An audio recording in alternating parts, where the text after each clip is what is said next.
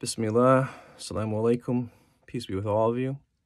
So continuing on time wasting in social media, and yesterday I was talking about the feed and the power of the feed on these apps. Now, a couple of days ago, I went on TikTok for the first time to see what it was all about.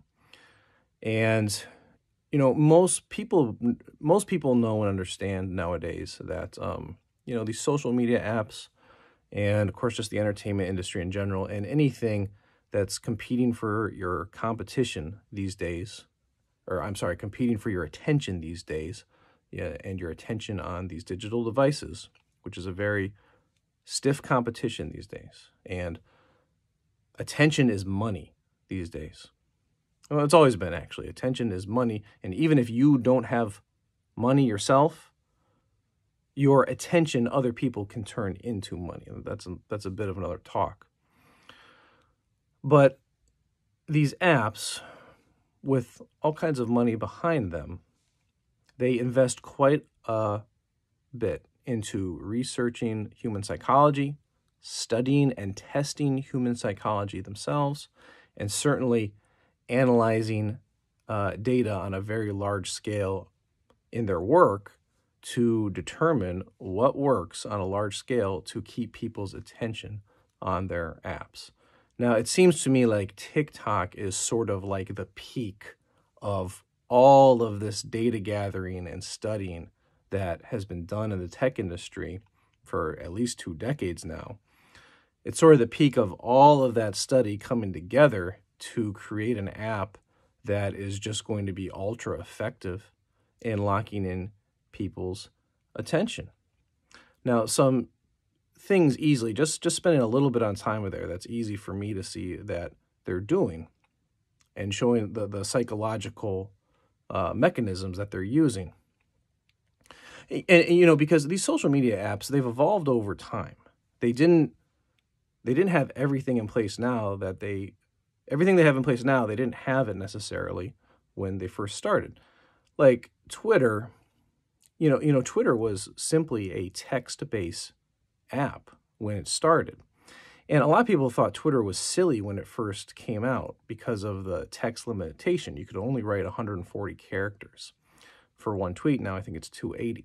And, adding the ability, I believe, to put in images and certainly to put in video along with your tweets, that was something they added over time because, they knew people, they studied it, found it out people would engage more if they had more visual stuff on there, so they added that. But something Twitter knew from the beginning was that psychologically people stay engaged with content, with someone speaking or reading, when the person doing it switches frequently.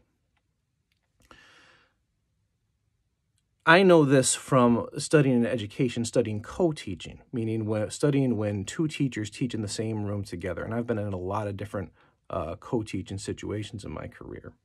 There's a lot of different ways to do co-teaching, and there can be positives and negatives of co-teaching. But something that is well known both from study and just from anyone who has experienced co-teaching in their career is that when you have 2 teachers in a room, something that keeps the kids' attention going is switching the person who's talking frequently. Because kids, they might listen to one teacher talk for a minute or 2 minutes, and then their eyes start to wander, they start to get disengaged. And you can sense that as the teacher in the classroom. When you start to sense that, if the other co-teacher comes in and they start talking, right when that switch happens, you see the kids' eyes go up and their attention's drawn because something new is happening now. And this is especially a psychological mechanism that is strong with younger people too, because there's neurological reasons why younger people, meaning reasons having to do with the brain, why younger people are intrigued by something new coming up in ways both large and small. So something that Twitter knew from the beginning was that if you had a feed where the person producing the text or producing the content was switching frequently, that would keep people engaged. Because, number one, you don't have to make too much of a commitment to one tweet because you know it's not going to be too long. Number two, there's this element of suspense in wanting to anticipate what's going to come next. TikTok does that in an even stronger way. So it seems to me they limit the videos to 30 or 60 seconds. So when you're on one video, you know you don't have to commit to it for too long. And even if it's boring, or even if it's not the video you like the most, there's two things going on with it. One, you still have the anticipation and the suspense of what's going to come next. And certainly the entertainment industry is known for a long time that having an element of suspense locks people's attention in. And, you know, the other thing too, with how visual TikTok is, there's a lot going on there that's going to keep people's attention locked in with how visual it is. But one aspect of that is with each new video that comes up, there's an element of mystery to it. And that is another thing that keeps people's attention locked in. And that's why you have a whole, story and entertainment genre of just mysteries, because mystery is something that keeps people's attention locked in. Why? Because, it's all these real world people who are producing these videos, and with each one, just with all you see visually, and of course they say an image is worth 1,000 words, and these are very rich images, you have so much to wonder about each person. And just that is going to keep you locked in for those 30 to 60 seconds before you move on from it. So it has a lot of strong things going on. On top of that, again, just the fact that it's unlike Twitter, it has a lot more visual images now than it used to, but it's still ultimately a text-first app. TikTok is not. TikTok's a visual action first. It's based on that. So that keeps people's engagement locked in. And with all these filters and stuff, which is another thing that weren't so common 10, 12 years ago, those weren't so easily accessible on these apps 10, 12, even I think 8 years ago. With people making these videos where they have these filters available, the image is always going to look good. It can always be made to look good and colorful. And then, of course, they have the music also, which is easy to put in.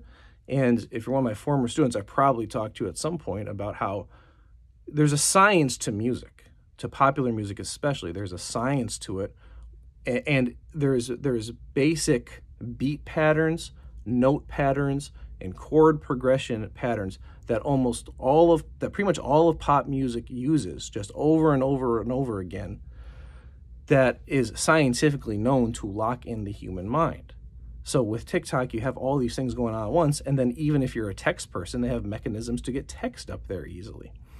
So the point of all that is what TikTok shows is that, and on top of it also, because it's come out at a time where people know that if you can get in early on the trendy new app, and if you can get a lot of followers going on a social media app, you can make money off that yourself just as a regular person.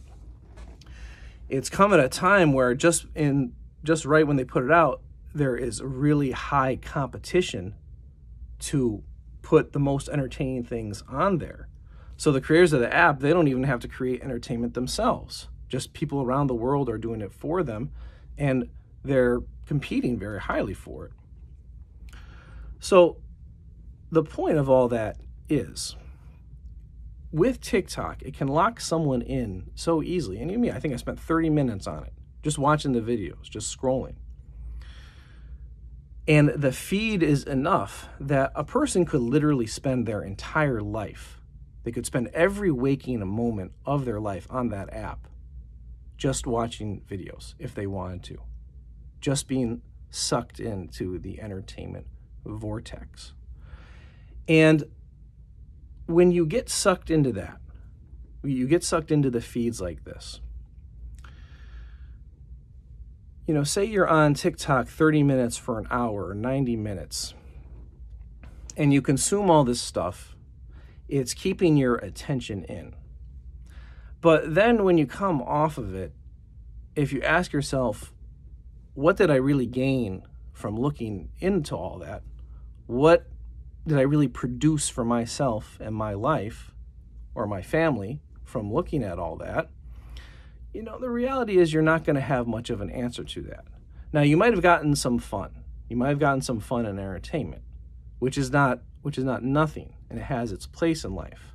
But that's something I'll talk a little bit more about in the next video, about how fun and what you interpret as fun changes throughout your life, and how you have to make some decisions when you're younger to set yourself up to be able to experience the type of joy that fun gives you that you can experience in simpler ways when you're younger. But even when you're younger, if you waste a whole bunch of time on that app and you come off of it, and even maybe more likely you get taken away from it, and you realize you just spent all this time with your mind onto something that didn't help you with your responsibilities in life at all. It didn't help you with what school was asking you to do. Didn't help you with what your parents were asking you to do, and probably didn't help you relate to people who you actually see in person that much. So you spent all this time getting sucked into this thing, and what it was causing you to do is to put your responsibilities off. And you can't avoid your responsibilities in life. And it's not good for people to really let you avoid your responsibilities.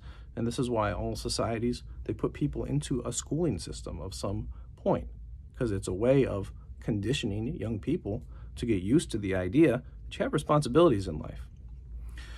So if you get sucked into that entertainment vortex for so long, and it causes you to put your responsibilities off to the side, when you come out of it, how are you going to feel? You're going to feel worried.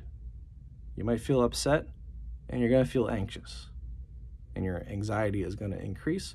And everyone knows, and it's been studied, that since these social media apps have come along, anxiety is increasing. It's increasing everywhere. So we'll leave that here for now. Next time I'll talk a little bit about, I'll relate this to the experience of fun. Because sometimes, young people who try to be smart and clever and with the way they answer things when you ask them a question, prompting them to reflect, I'll bring up this idea of getting sucked into just consuming entertainment for your entire life. And, you young guys especially, you young males and females, you're living at a time when generations before you, and if you're the child of immigrants, I'm not talking about your parents' generation before. I'm talking about the generations of people who've been in America and been in the Western countries for a while. There are people in those generations who've tried to just live a life of consuming entertainment for their whole life. We've seen it happen. And they got into it because of addiction to the entertainment. And it's produced certain results that you can see. So in the next video, I'll talk a little bit about fun and how the experience and emotions associated with fun and the idea of fun changes throughout your life, and how you can't really control that it's going to change because it's related to your neurological development a little bit, meaning your brain development. And if you get too addicted to entertainment at a young age, it might be fun when you're young, and you might even be able to tell yourself that you just want to do that entertainment for your whole life. But the reality is later you will find out that the fun you experience with that you're not able to experience anymore. And then because you got so addicted to that fun when you were young, you didn't make decisions that enabled you to experience fun or experience joy the way you really want to when you're older.